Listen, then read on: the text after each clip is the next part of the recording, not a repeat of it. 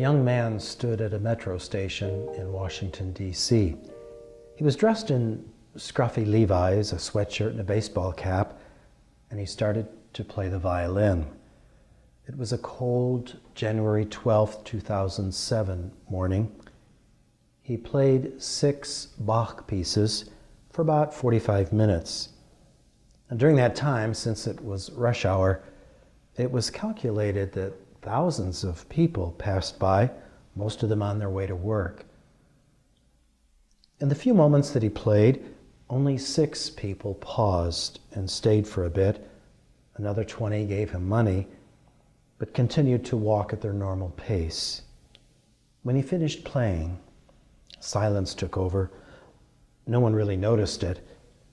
There was no applause, nor was any recognition.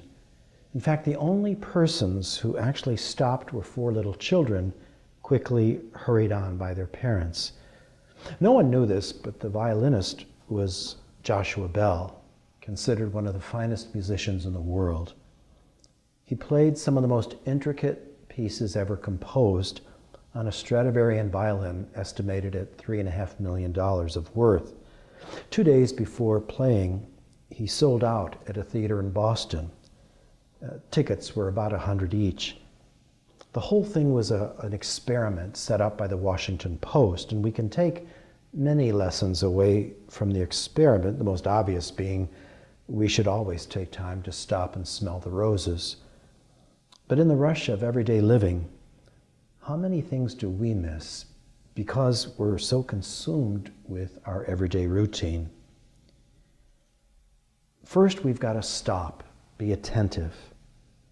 The narrative in our gospel begins early in the morning.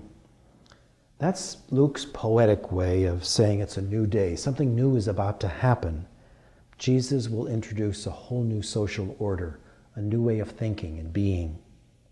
But the thrust of today's thrilling gospel lies in the fact that it's kind of a courtroom scene.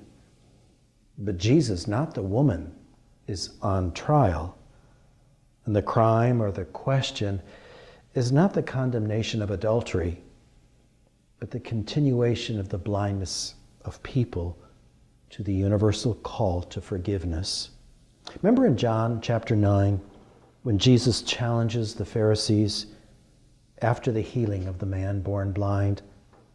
You think you can see, Jesus tells them, but you're still operating out of this non-forgiving, vengeful, self-righteous life. There are many examples like this in the Bible. We call it groupthink or lynch mob vehemence. When Stephen, the first martyr, was stoned, for example, we witness a similar escalation of violence, like a snowball rolling down a hill. And of course, Jesus' own trial, he hears that mob shouting, "Crucify him." So when Jesus concludes today's conversation with "Let him without sin cast the first stone," he's demanding that someone step away from the crowd, mob thinking, and take responsibility for the violence. Jesus challenges this overzealous mob and all of us to examine our motives.